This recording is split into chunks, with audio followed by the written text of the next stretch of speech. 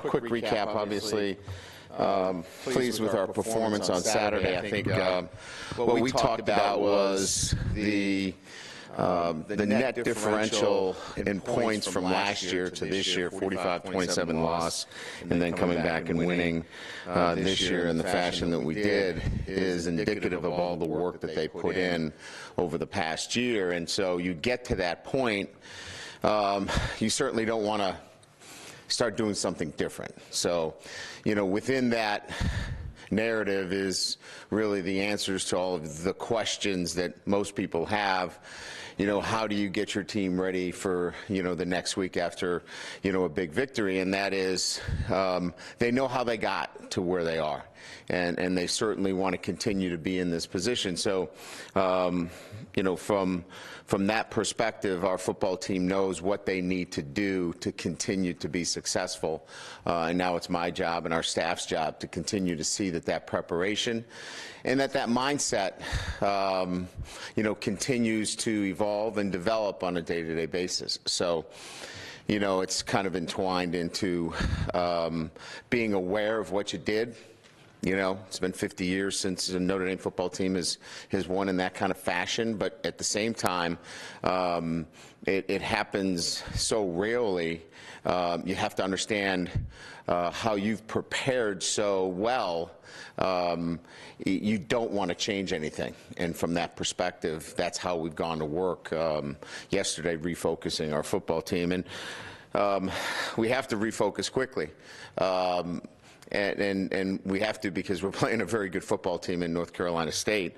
First on offense, I think the best way to talk about them is, starting with their quarterback, no interceptions on the season, hasn't thrown an interception, I think, since Miami of last year. So Finley is, very smart, knows the system, a veteran quarterback, knows exactly what his offensive coordinator wants from him, and just does a really good job of taking care of the football, very smart. And they do a great job of holding on the football, sustaining drives, and scoring. I think they average 3.2 points per possession, which is really, really good. They've got a number of weapons on offense. Samuels is a matchup nightmare. He can match up against linebackers, safeties. He's just, a really difficult guy to defend. And Hines is here's a guy that elite track speed now has kind of taken that and translated that to the football field. Big play potential. So a very dangerous offensive football team, and they've proven that. Defensively, I think as good of a group that we're going to see, comparable to Georgia, physically very imposing. It's led, with Chubb and Hill up front, and obviously they're getting the accolades that they deserve. They are very good football players. Chubb obviously has the ability to rush the passer as well, and plays with a great motor. I think what I'm impressed with is that not only they're physical, but they play hard every snap. So, again, this is a defense that's very stingy against the run, but, again, they do a great job schematically of putting their guys in a very good position. And, again, you got to be worried about special teams with their ability to, return kicks and punts as well. So, we've got our hands full in all three facets. So a deserving team, where they're ranked, no question about it. It's going to be a great challenge, and, one that our guys know that they'll have to play very well to win the football game. So with that, we'll open up to questions. Brian, I know that you mentioned after the game you thought Tavon's game was the best he's had since he's been at Notre Dame. What is it about him that's kind of got him surging? It looks like he diagnosed plays very quickly. He's your leading tackler for the season right now. I think that's the trust factor in the coaching. I think, it's like anything else. He's trusting the teaching, and I think that trust is starting to show itself on the field.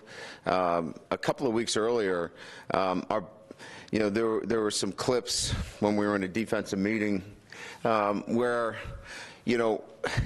and we hear this all the time, right? The defensive line's getting pushed off the ball. Well, generally, if you're getting pushed off the ball, it's because linebackers are allowing double teams to occur. Our backers are attacking the line of scrimmage and getting those double teams to disengage. And now it's single blocks because our linebackers are really attacking. And I think Clark Lee's done a great job of teaching how to be part of that front and fit. And quite frankly, Tavon's done a great job of trusting his teaching. The safety position, you got asked about that, and you said, we're not going to cover up for them in the Southern Cal game. I'm wondering how they graded out in the Southern Cal game. Did you feel like they accomplished what you wanted them to? Yeah, I thought we tackled, fairly well. I think there's always areas of improvement there. We have to communicate better on the back end of the defense. I think that's an area that has got to get better for us defensively. There were some times there that communication was an issue, but those guys are giving us all that they have every single snap. I think if you would ask our safeties if they were in here right now, they would want to communicate better, and that's what we'll have to continue to work on. And Quentin Nelson, when you were recruiting him, I would think that he probably had his heart set on playing tackle. How did the transition to guard go? Was that a hard sell? And also his leadership. We see him picking up people sometimes. How does he lead other than just being bigger and stronger than everybody? Yeah, sure. I don't know that there was really that much of a fight in terms of moving him inside. And he really was a player that, we felt like needed to redshirt, needed the time to develop in all facets of his game. He was very physical as a player. We needed to work on his pass set skills, and that has evolved in time. So I think he was more suited for the inside position, and sometimes that becomes more of a two-way conversation with the player in terms of, hey, we think you'd fit inside. How do you feel about it? And I think that's how that kind of ended up. As a leader, I think I've said this before, when we did our strength surveys, his strength was truthfulness, and he's very truthful, and to a point where sometimes maybe a little bit too truthful. So we've kind of, smoothed up the rough edges of that truthful kind of demeanor. And what it's done really is it's created an accountability. He holds everybody accountable. So if somebody's not doing it the right way, he's not afraid to get up there and tell them that's not how we do it here at Notre Dame. And so that's a real good leader to have on your team. Brian, so when you say truthful, you mean brutally honest. Is that what you're saying? That would be another way to characterize it. You made a comment after the game about you had a card that you filled out and put in your locker that you would have been disappointed if your team didn't play really well or something along those lines. Do you do that every game? No, I was checking. We did some things because it was a little bit different, Tim, in terms of having, we gave him 6 days off from practice because I wanted to physically kind of reset our football team. And then we had this mental break. And so we did some things a little bit differently over the last 2 weeks. And I was curious to see. I thought it was a good plan. So I wrote those notes down to remind myself that I thought it was a great plan and that we should be ready to play at a high level. And I would have been very disappointed if we didn't because I thought the plan was really good. And it turned out that the plan was good, but more importantly, that our players played with great energy and played with that physicality. Much like your team, NC State's personnel this year is pretty much the same as last year. Yeah. And they were a talented football team last year, obviously. Yeah. But what areas do you see them improved, or is it just a maturation process kind of similar to your team? I think, first of all, with Finley and with Drinkwitz, those guys have been together, right? They came from Boise, so you can see that they're attached together there, and there is a direct, correlation to the play calling and the execution of that by the quarterback. So the efficiency on offense is there because they've been together, and you can see that play out. But I think more than anything else is the maturity of the football team, a veteran team, seniors, and they play really hard for a long time. This is a team that will fight you, for 4 quarters. Thank you. Brian, over here. How do you reflect, if at all, about from the NC State game last year and how it played out? We didn't even look at the film. It wasn't even part of our breakdown because it really didn't give us anything. It was a poorly designed game plan by me. There was nothing there that we really wanted to go back and look at.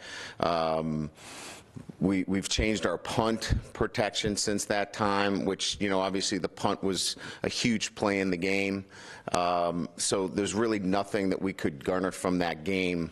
It really didn't show truly who they were or who we were in that game because you just didn't have the ability to exert force against the ground and be explosive and powerful.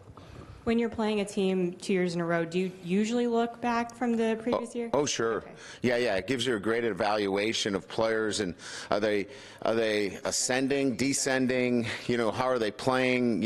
What's their, what do they look like in terms of, physicality, versus 1 year over the next? Are they playing injured? There's a lot of evaluation in the individual personnel. Brian, when you go into a game, obviously you put together a game plan, and you've heard coaches in the past, not necessarily here, but other coaches talking about how we script 20 plays or 25 plays. Saturday night, the first series, 2-yard loss on first down. They come out and you get 8 guys in the box. The next time you get the ball, you went wide twice. They bring the safeties up to help. You go deep for. I mean, what a terrific adjustments, and it just seemed like it wasn't like we're going to wait and see what happens. You adjusted early. Yeah, we got a pretty quick glimpse at what their plan was, and we weren't certain. They had to make a decision, with some players out on the defensive front as to how they were going to play us, and so we weren't sure, exactly how they were going to play us, whether they're even going to be in 3 down or 4 down because of the personnel situation. So there was definitely some adjustments, but we were prepared to attack the perimeter if we felt like there was the need to go there. So I think the plan, when you have the versatility in the offense that we did, we were able to call from that chapter of our offense. It seemed like during the course of the game there were a couple of occasions when you saw a tight end get a good block, help create a big play. And almost like you see a running back go in the end zone, he goes, I scored, but the tight ends were like, got him. And Barrs on the 84-yard run was just a terrific block. I could have gone through there. Yeah. Well, maybe. Yeah.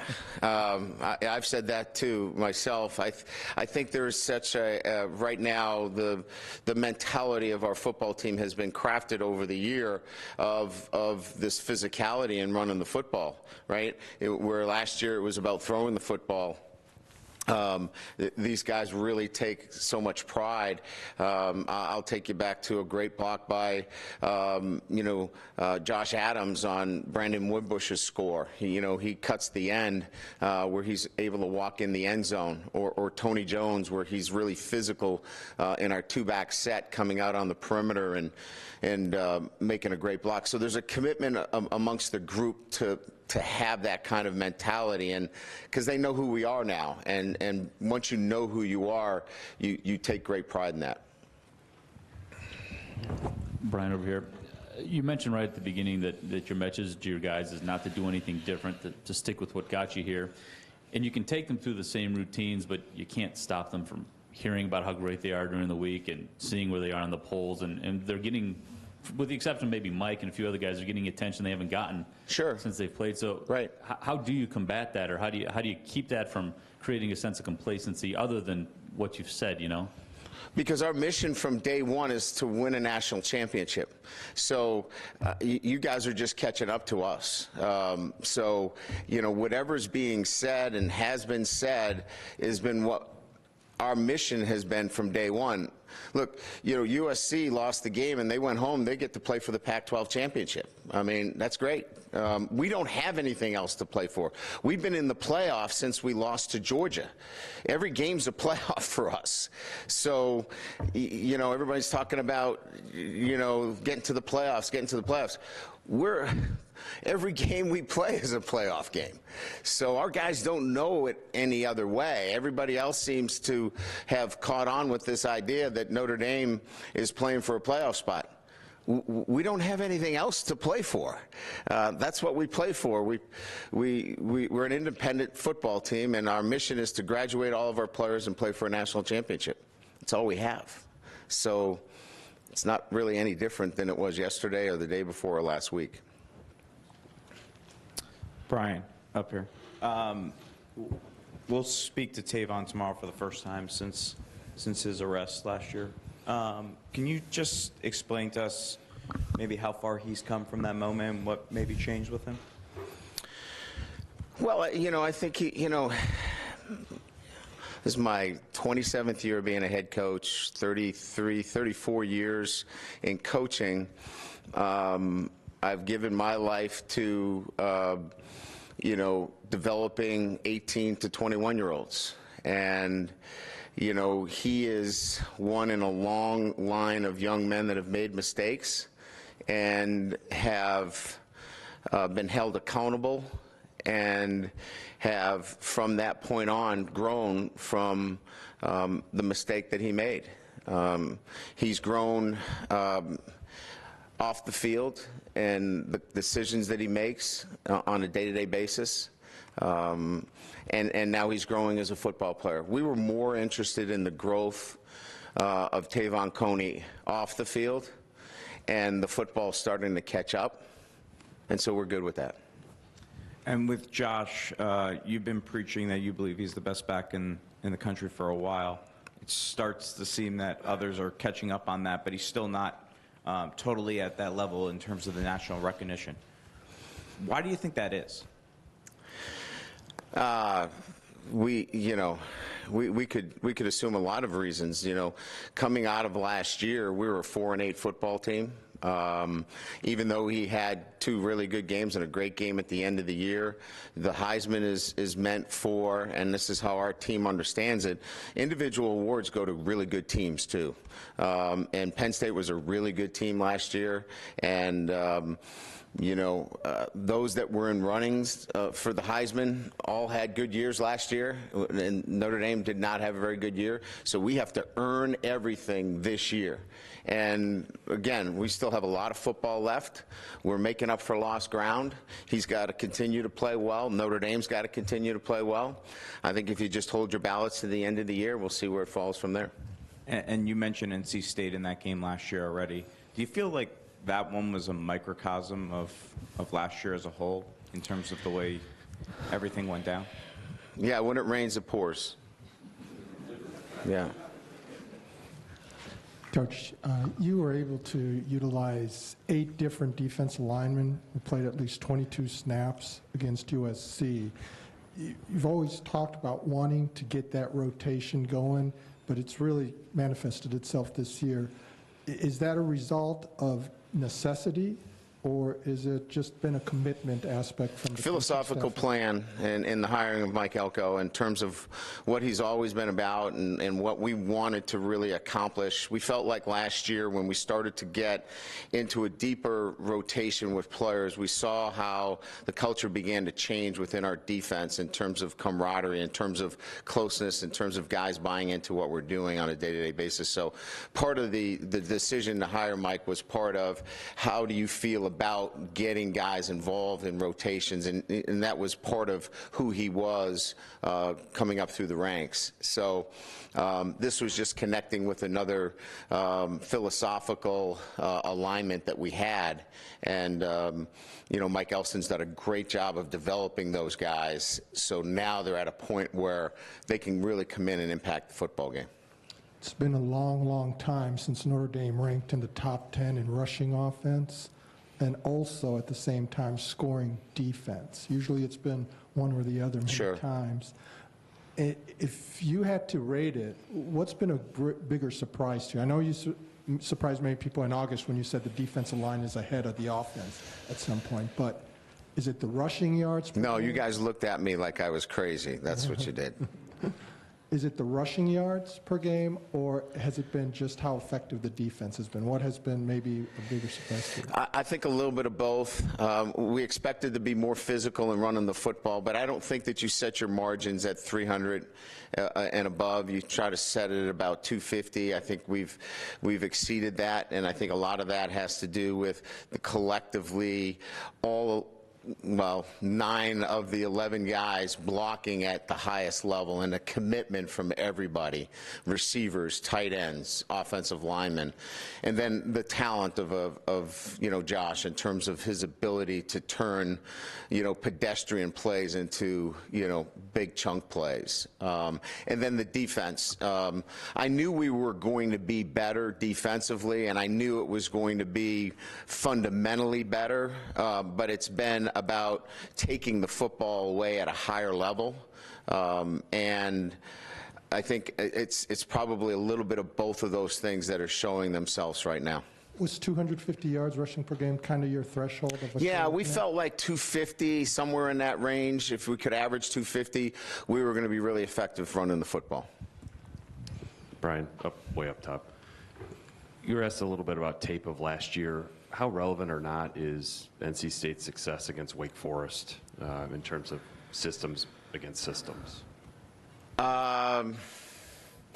It's not as relevant as you might think. I think there's circumstances, there's other factors you're taking into account because it's a team game. It's not just one-sided, so you're looking at the whole game in itself. So I know that we haven't spent a whole lot of time, wringing our hands about, Wake Forest, North Carolina State last year. You'd mentioned on Thursday about 2-minute drill and Brandon, and I think last Thursday may have been the first time that he had won. Moved the ball. Could you just expand a little bit on maybe what happened last Thursday? Hasn't really been asked to do it on a Saturday yet, but how you want to see that progress on a Tuesday, Wednesday, Thursday this week? So Brandon, as you know, is an emotionally stable young man. At an early time in his development, he has that emotional stability, which is hard to get for quarterbacks at the level that he's at. Then you have to physically play fast. And if you watch quarterbacks, and if you watch Brandon early on, he wasn't physically fast. Your drop slows down. You visually try to hook up. The ball comes out late. And then third, you're not decisive. You emotionally have to be in that balance, which he was. Physically, he was so much faster, and then he became decisive. What he saw, he believed in. And that just takes repetition over time and time again. And so those three things started to come into vision on Thursday, where you saw him playing faster and more decisive. Now, he is still not at that point where all of that occurs. For example, he throws the touchdown to EQ. He's late on that. He's late on that, and we go through that. He needs to take that off his third step. He slides and then throws it, but his arm is so strong he can still get that out. So the process is still unfolding for him, but those are the three things that have to happen. If you're going to reduce that all the way down to like a sentence, is that the difference between throwing to a man when he's open and throwing to a spot where the man is going to be? Yes, that's a great way to put it. And I was curious about EQ and expectations because, after last year, you think, he's going to come back, have 1,400 yards and 77 catches or whatever. How has he sort of handled the fact that this offense is just a lot different than it was last year, and he's not going to put up those kind of numbers? I think he's great with it. I think he's more concerned with how he can help our football team win.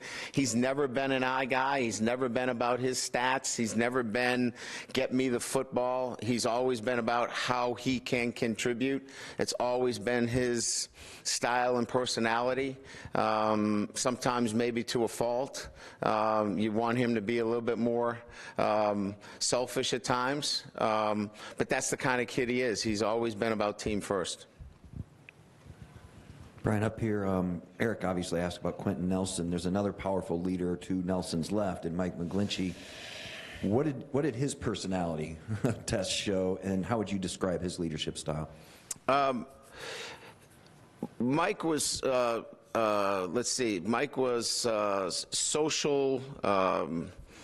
It was about, I can't remember the exact character trait, but it was outward-going, social, and that really fits who he is, right? He's, you know, great in front of the media. He's great in front of our guys. Very engaging. You know, if somebody's going to speak, you know, Mike's going to get up and talk to the team. You know, it's easy for him to do it. But on the other hand, you know, he's a guy that, you know, can be short with you as well, because he doesn't. You know, look, he came back, you know, for his last year here for a reason as well. So, you know, I think the similarity between those two guys is, you know, they're here. Their why is to bring Notre Dame back to a championship. You know, they were in pretty good shape last year if they wanted to go to the NFL. So they both have similar leadership styles in that sense. That's why, you know, those guys working together. It's a pretty no-nonsense kind of situation. Brian, I'm going to take you back a few years to the inspirational story of Sam Grew. Yeah. The young man who the football team obviously adopted. He became a big part of the fabric of the football team, the amputee and everything he went through. How did you come familiar with his story? Ernest Jones, who was working with us at the time, was part of our, you know, athletes around the bend, and you know, exactly the circumstances, how we came in touch with him. I can't remember if it was Make-A-Wish. I can't remember what the organization was, but that's how we found Sam. And obviously we all know Olympian. He's here at Notre Dame as a student. Just incredibly proud of what he's been able to accomplish. And what did his presence mean to the guys? Obviously, the guys' presence felt huge on him, but I think it went vice versa as well. Yeah, I mean, his impact, I think, more than anything else, was that there was a collectively, our team, in adopting him, I think he did more good for our players in the sense that, you know, it wasn't hard to go out there and practice and show grit and show determination and toughness after what this young man had gone through. Good? All right, covered it all. Beautiful.